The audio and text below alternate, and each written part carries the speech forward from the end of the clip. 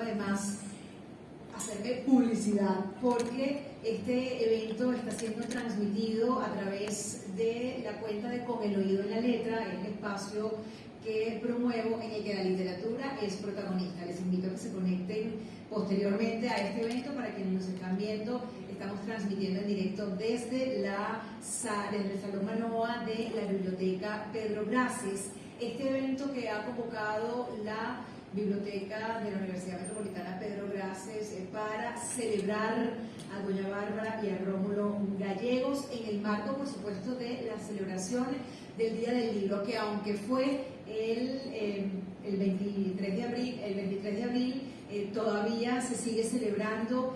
El libro siempre será motivo de celebración, motivo de reflexión, motivo de encuentro, porque es uno de los grandes objetos testimoniales de la humanidad. En el presidium me acompañan Ramiro Molina. Él es el representante de la editorial Sarrapia, es una editorial fundada en 2023 con la principal finalidad de reeditar referencias fundamentales de la literatura venezolana en formato de lujo, siendo los clásicos de Doña Bárbara y Canaima los que inician esta ambiciosa carrera dentro del mundo editorial venezolano. También nos acompaña Mario Morenza, narrador, cronista, ensayista. Desde 2009 se desempeña como investigador docente en el Instituto de Investigaciones Literarias de la Universidad Central de Venezuela, casa de estudio donde es profesor asistente con magíster en literatura venezolana e imparte clases de posgrado y su taller Mares de Narrativa. Ha publicado los libros de cuento Pasillos de mi memoria ajena y La senda de los diálogos perdidos. Ganador de la 71ª edición del concurso de cuentos del Nacional con su relato Las tribulaciones de un censor antiplagios. Su obra Vitrum ha sido incluida en la antología de la novísima narrativa breve hispanoamericana, editada por Grijalvo en el año 2009. En los últimos años ha colaborado con crónicas, entrevistas, reseñas y textos misceláneos para el diario The Windward Time y papel literario. En la actualidad escribe los guiones del podcast El otro lado del deporte. Nos acompaña también Willy García, cofundador de Fundación Lienzo Blanco. Es una institución dedicada a la enseñanza de las artes plásticas, a la literatura y la divulgación cultural.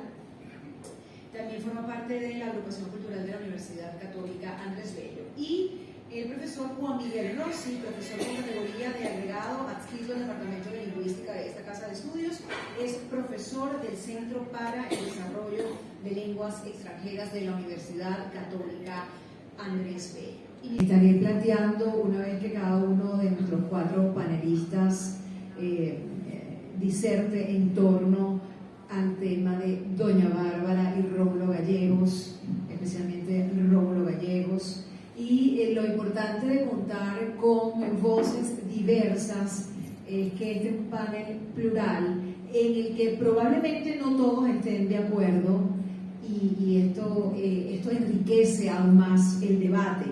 Y digo esto porque estoy segura de que Mario Morenza tiene unas cuantas observaciones que hacer al tema de doña Bárbara, de la lectura, porque es que además lo comentábamos antes de subir aquí, los dos somos contemporáneos, y en lo personal veo hoy con tristeza que mis recuerdos de la lectura de doña Bárbara, de Canaima, de Cantaclaro, por allá por los años 1600, cuando yo estudié primer año, segundo año, por ahí 1986, 1987, no son los más gratos, Mario. ¿Qué tal? ¿Cómo están? Feliz día.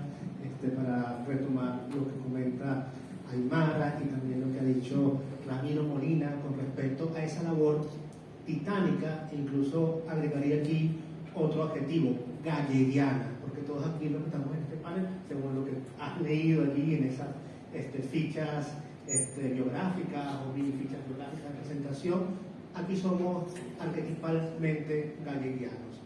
Un profe que se dedica a enseñar literatura, un jovencísimo artista que tiene un proyecto de lienzos.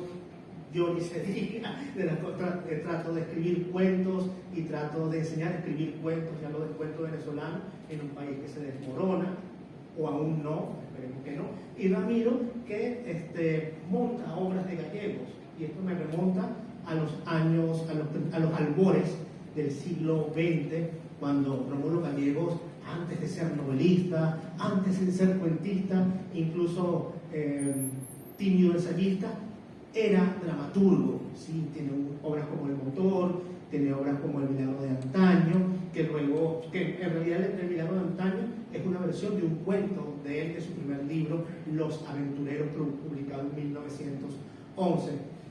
Escribió más o menos unas 4 obras de teatro antes de dedicarse a escribir cuentos, que publicó en El Cojo Ilustrado, una de las publicaciones más importantes, no de Venezuela, sino del mundo hispanoparlante, o del mundo, sin fronteras de lengua. Y allí Gallegos, entre 1909 y 1922, escribió su narrativa breve, que me parece magnífica. Muchos dirán, caramba, sí, en los cuentos de Gallegos seguramente sirvieron como entrenamiento literario para escribir esas 5 grandes novelas de su obra, que comienzan con Reinaldo Solar en 1920, La Trepadora en 1925, Doña Bárbara en 1929, en pleno gomecismo todas, en el 34 Santa Clara, y finalmente Canaima unos años después. 5 novelas publicadas en pleno gomecismo, en la época más dura, más oscura, bueno, no entremos en comparaciones, que ha vivido el país. Y los personajes de Gallegos y su narrativa se vinculaba mucho con un proyecto político. Se le achacó a Gallegos, se le endosó que era un autor cuyos personajes los manejaba como maniquíes para, de alguna manera, ser pedagógico y también difundir su proyecto político, ese proyecto político que lo llevó a la presidencia también, fiel al cuento, muy brevemente, durante 9 meses. Hubo otro autor, puede ser que un inciso hispanoamericano que me encanta, que se llama Juan Bosch, que también tuvo 8 o 9 meses en República Dominicana y se siguió aquí precisamente en Venezuela, donde aprendió a escribir cuentos en un taller de narrativa en la UCB con el Gabo, nada más y nada menos. Ese era el país en el que Gallegos, probablemente en un mundo, en una distopía, en una ucronía más bien, Gallegos, si hubiera sido presidente, quién sabe si las cosas hubieran cambiado, si hubiera llegado pues a sus 5 años. O por qué no, una dictadura de Gallegos, que se iba a quejar que este señor estuviese 20 años educándonos aquí. De todos modos, algo hablaba con Aymara al principio, antes de entrar aquí a la hermosa sala Manoa, sobre los traumas escolares de bachillerato, en mi caso en los 90, cuando en primer lapso de bachillerato me mandaron a leer Canta Claro, y yo odié a Gallegos por muchísimos años. Mucho por esta es mi venganza de hoy va a ser no hablarles de cómo cristaliza la novela venezolana, esa novela nacional en esas 5 grandes novelas, que luego yo otras novelas, La Vida en el Viento, Pobre Negro y todo lo demás, sino más bien hablar de esos cuentos. Pero Gallegos siempre se ha hablado de los críticos como Mario González, Juan Liscano, José Napoleón Oropesa, esto que en líneas generales he comentado, y que sobre todo es lo que le debemos también a Gallegos, desde Pionía, publicada en 1890 por un periodista, Ramón Romero García, o Vicente Romero García, que decía, bueno, yo no soy escritor, yo más o menos manejo una máquina de escribir, esta novela quiero que sirva como un testimonio de los tiempos oscuros que hemos vivido. Como conclusión, siempre hemos vivido tiempos oscuros. Bueno, esa novela nacional que se inicia con Pionía, otra novela que nos mandan en bachillerato y que lo detestamos seguramente porque la leímos muy mal. Y no dejes por fuera Zárate. ¿Ah? No dejes por fuera Zárate. Y Zárate y todo un pueblo. Podemos volver a leerlas y todo eso se cristaliza, y eso es lo que le debemos a Gallegos en esa novela nacional que se preocupa, como decía el amigo Ramiro, por la tierra, por hablar de los temas que nos atañen, que padecemos, pero también un vehículo para arrojar un poquito, iluminar un poco al pueblo pedagógicamente. Creo que Gallegos es más que eso, es un gran narrador, pero yo creo que ese Gallegos que le recomendaría a ustedes antes de leer grandes obras como Canaima o Doña Bárbara o Pobre Negro y la Brisna de Faja en el Viento, leamos sus relatos. Una anécdota antes de pasar a mi top 10 de cuentos de Gallegos que debemos leer antes del centenario de Doña Bárbara, lo estamos leyendo en el aniversario 95. En 1952 hubo un premio importantísimo aquí en Venezuela que se llamaba Aristides Rojas, y eso fue como la final de la Copa del Mundo o la final de la Liga Profesional de Béisbol, pero en literatura. Y era Gallegos, la vieja escuela, una escuela ya consolidada de la novela nacional, Gallegos el súper escritor, político, versus el contendiente, un joven Meneses, que fue con su mejor novela, el cuaderno el falso cuaderno de Narciso Espejo. Y Gallegos no fue con la mejor novela, pero no una mala novela, La Brisna del Faja en el Viento. Entonces era la escuela de Gallegos, la novela nacional, contra esa escuela de Meneses más psicológica, más preocupada por los territorios del alma, de insospechados, por lo urbano, y por supuesto gana Meneses, porque ya también en 1952, hace ya 72 años, estábamos un poco altos de Gallegos, pero no.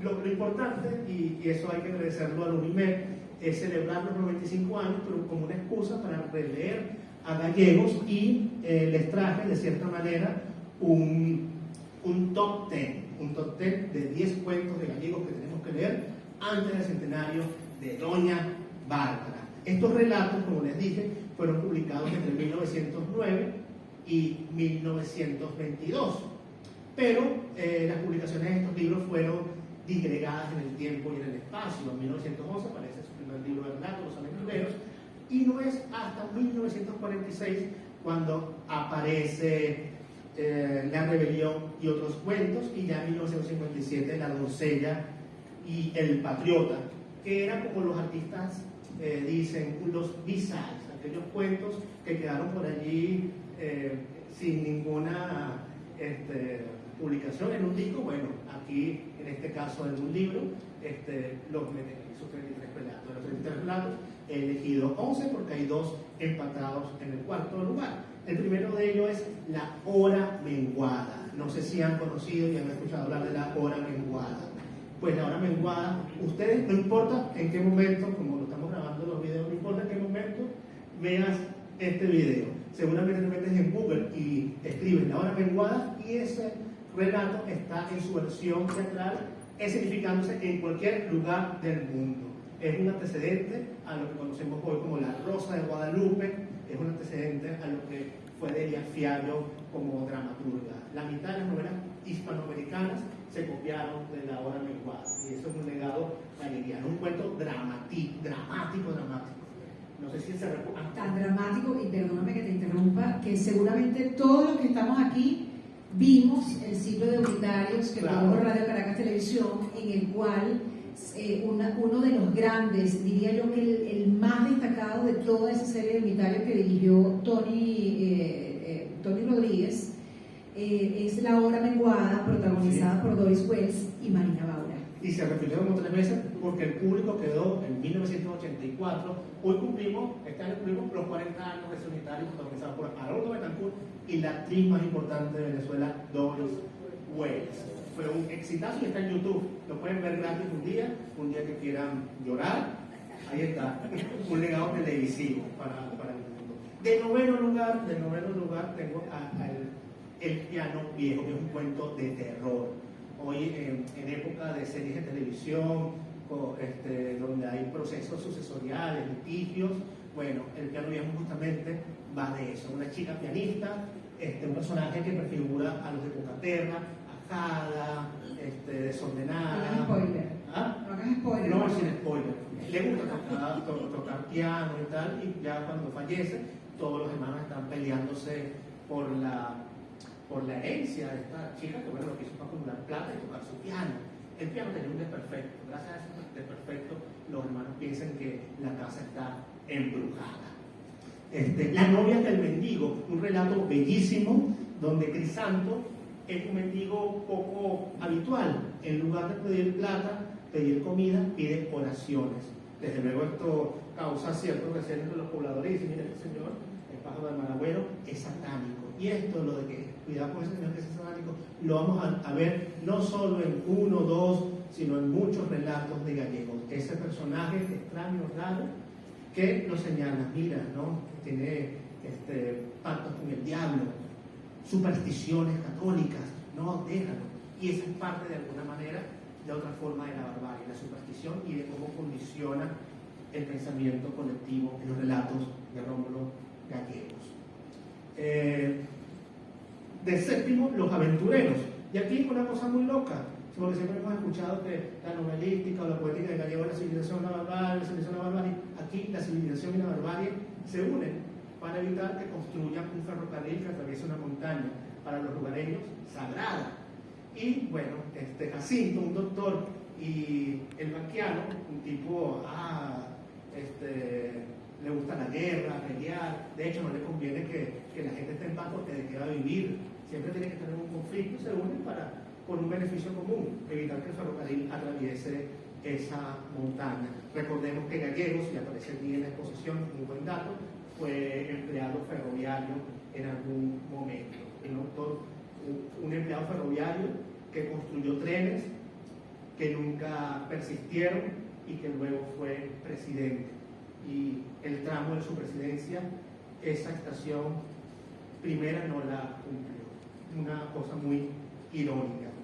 En la Liberación es un cuento que presumo y especulo porque no lo he leído, pero probablemente haya sido inspirado por Edgar Allan Poe, en la manera en que está escrito, en el final sorpresivo, porque se trata de un chico que está estudiando medicina, está como en quinto año ya, y le escribe una carta a su mejor amigo de la infancia, que le dice, más o menos lo amenaza: hermano, tengo tiempo sin vernos, regreso al pueblo y me voy a gastar todo lo ahorrado en chicas, bebida y fiesta. Y esto, por supuesto, lo vuelve loco, porque se recuerda a aquellos tiempos. Hay un flashback aquí,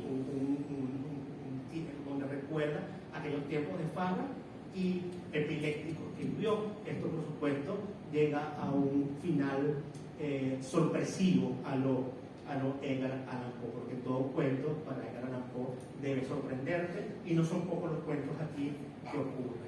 En el quinto tengo El Maestro, que es justamente otro mendigo, viene a enseñarle al pueblo otra visión de la vida, viene a recordarles cuánto tenemos de felinos y cuánto tenemos de simios. También empatados en cuarto lugar, Alma Aborigen y El Crepúsculo del Diablo. ¿Por qué empatados en el mismo lugar? Porque es el mismo relato, es la misma estructura. Dos personajes o un personaje en cada relato que deben hacerle ver al otro que ellos valen algo. En Alma Aborigen vemos un prototipo de Reinaldo Solar, solo se llama Reinaldo Solares, y gracias a sus habilidades en el coleo conquista el amor de la familia de su ya conquistada novia, porque ya la novia estaba conquistada y no había para dónde mirar, pero la familia así, una familia nativa, indígena, no quería que su hermosa América Peña contrayera nupcias con ese chico burgués. Y en El Crepúsculo del Diablo, bueno, también está la historia de un diablo de carnaval que, gracias a su porte, a su prudencia, a sus misteriosas formas, se gana el corazón, y no tanto el corazón, se gana la simpatía de los caraqueños, porque bueno, a nadie, y muy morbosamente, quiere estar pues, de malas con el maligno. Y ya para terminar, los tres últimos, La Rebelión, que digamos es una versión de Tom Sawyer, no sé si leyeron Tom Sawyer en algún momento, aquí se cuenta la historia de Tom Sawyer, pero que deviene en Pran de los años 20, de Buscapleitos. Los Inmigrantes también es un relato que nos narra aquello. Hoy en día, seguramente la narrativa venezolana por la cantidad de autores que están viviendo afuera, habla mucho del exilio, pero eso ha sido siempre, de hilos rotos, de la tristeza voluptuosa, de los inmigrantes, se habla justamente de aquellos que vinieron a Venezuela, polacos, bueno, italianos, portugueses, porque, bueno, vinieron viendo de la Primera Guerra Mundial, y al final, pues, hay un hermosísimo y emotivo desenlace. Y el mejor cuento para mí de Rómulo Gallegos se llama Un místico, y es el primero porque resume lo que es Rómulo Gallegos. Un personaje se llama Eduardo Real, muy galleriano, ponerle el apellido Santos Luzardo, Doña Bárbara. Entonces Eduardo Real viene de graduarse de médico en la capital, llega a su pueblo, y resulta que el pueblo ahora no se llama como antes se llamaba, sino que se llama ahora el Valle de los Delirios. ¿Pero por qué será eso? Resulta que llegando al pueblo se consigue como 4 zombies, sí.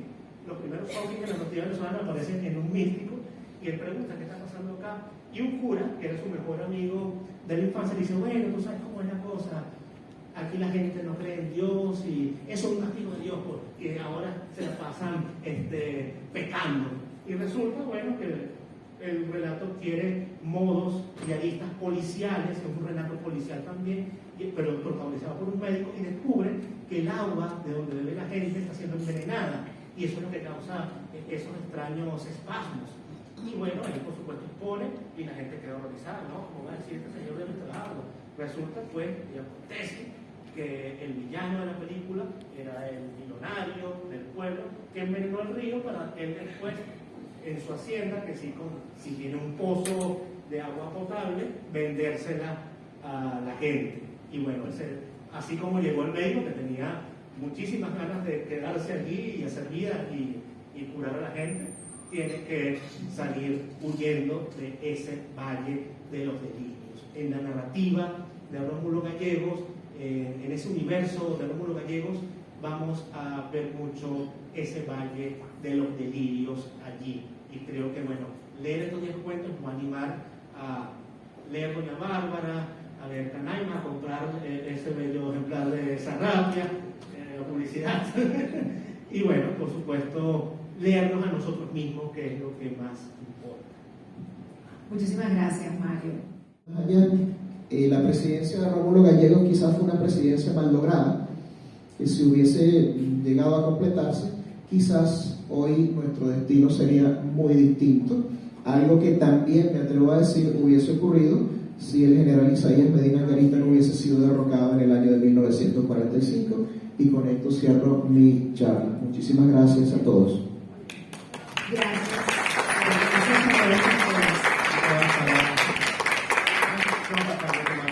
Algo que él decía de la vida de Pájaro en el Viento, yo apoyado en mi IAA, no la inteligencia artificial, sino en mi intuición artístico-académica, en un capítulo justamente de esta novela, en el top 10 de novelística pudiera estar de sexta, queda muy atrás, pero a mí me gusta mucho La Virgen de Pájaro en el Viento, y un capítulo alucinante en este sentido, en un diálogo, y he tomado fragmentos de ese diálogo y he hecho un poema que dice así: no te preocupes, tampoco estoy loco, lo que me ocurre es que cuando nos arrebatan de pronto el miedo, nos queda dentro suelta la audacia.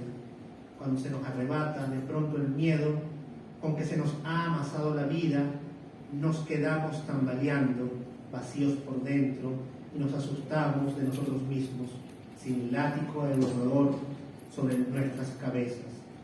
Porque cuando se nos arrebata el miedo, enfurecemos. No te preocupes, tampoco estoy loco. Lo que me ocurre es que cuando nos arrebatan de pronto el miedo, que no nos ha dejado hacer nunca lo que hemos deseado, con todas las fuerzas del alma, nos queda dentro suelta la audacia, y ya no sabemos qué podrá contenernos en ningún camino.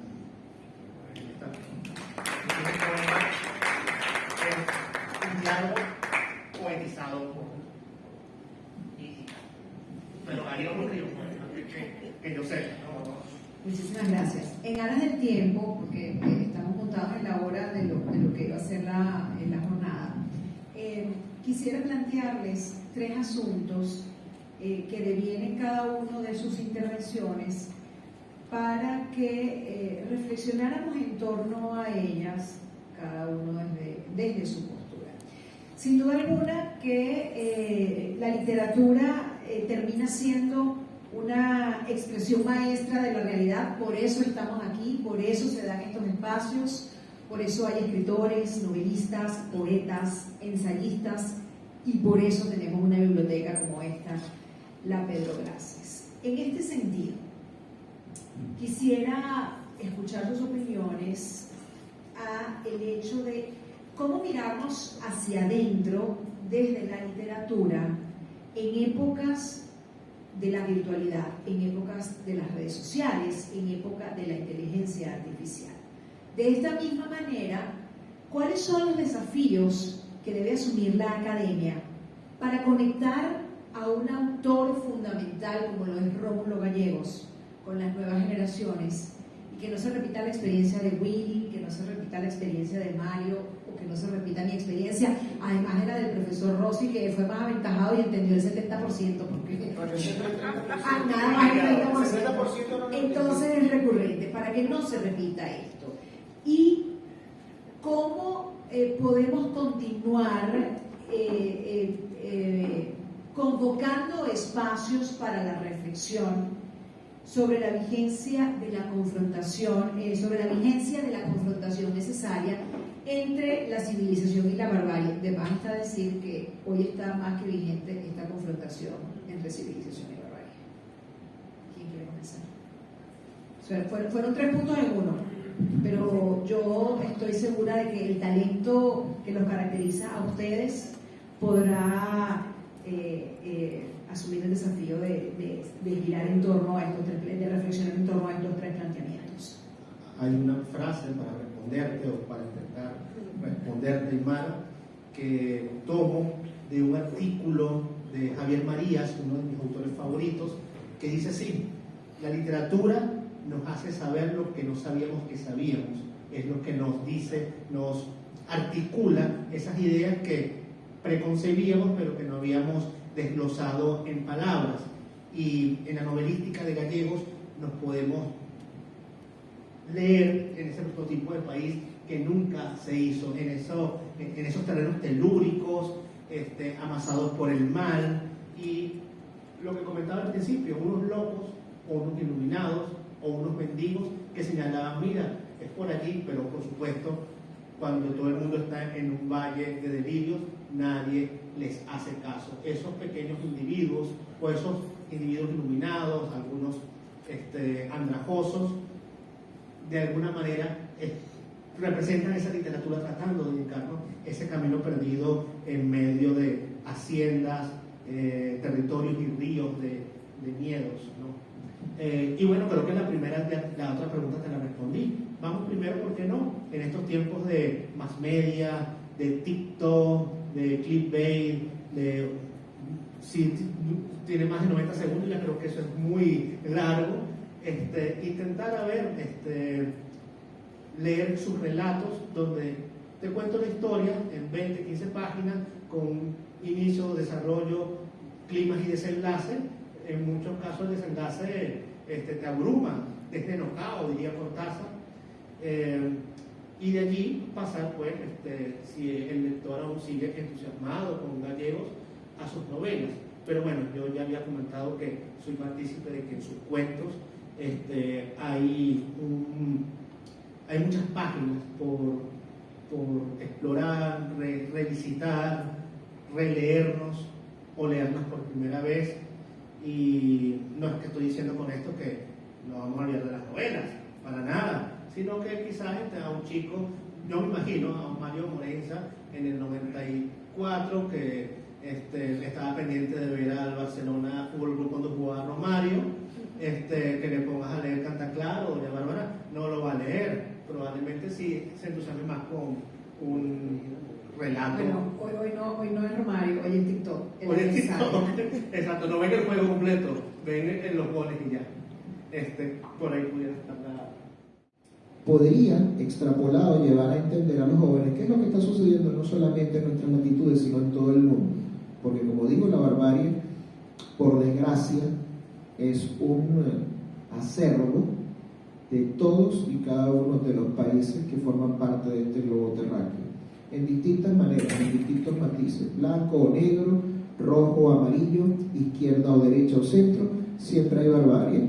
Y un episodio de barbarie ocurrió ayer en Eslovaquia, donde un primer ministro fue avaliado 5 veces por un hombre que simplemente decía representar la civilización, pero que sin embargo usó métodos bárbaros para manifestar su descontento. Y con esto cierro. Y era poeta.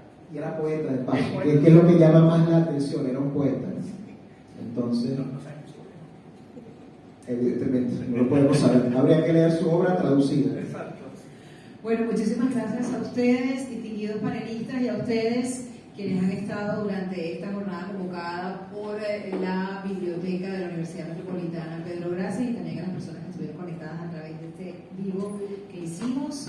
Y bueno, no me queda más que agradecer a la universidad, a la biblioteca y a todas las personas que, como ustedes y ustedes que están aquí, cada uno desde su espacio sigue remando y sigue sumando en pos de crear, de fomentar espacios para la creación, donde además se generen las reflexiones, donde se reediten de una manera tan hermosa obras fundamentales de la literatura venezolana como son Canaima y Doña Bárbara, como lo ha hecho Editorial Sarrapia, como lo ha promovido a través de la obra de teatro que estuvo hasta hace 2 semanas en Trasnocho, y que ojalá tenga una nueva temporada, el trabajo que hace Mario Morenza en el Instituto de Investigaciones Literarias de la Universidad Central de Venezuela, a Willy desde el movimiento que se traduce en las propuestas que hace Lienzo en Blanco, y por supuesto al profesor Rossi desde su trabajo en la academia. Está comprometido el profesor a promover nuevas maneras para transmitir los conocimientos, y más desde el Centro para el Desarrollo de Lenguas Extranjeras de la Universidad Católica. Me despido, muchísimas gracias a todos por haber estado en este evento el día de hoy.